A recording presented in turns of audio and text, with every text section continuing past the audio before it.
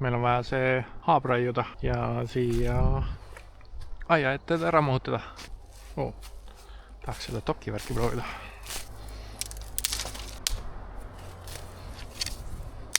Nii. Pikka sirget dokki vaja. Täpselt käepikkust, mis ulatub õlani.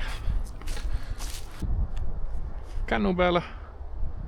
Ja vaatad, et tibud oleks vastakuti doki pikkusega, mida nad on. Ja siis ta võiks siia tulla.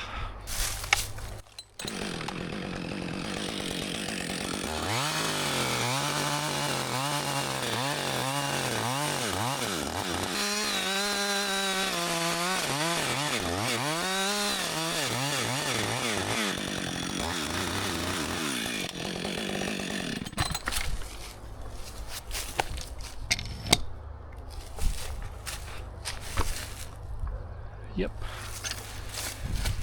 Tegin siis veel igaks juhuks lõike kõrgemalt, et puu oleks veel lühem. Ja kuna täna on räigelt tuuline, siis tuleb oodata tuulevaikset hetke. Vaata, kuidas kaased käivad.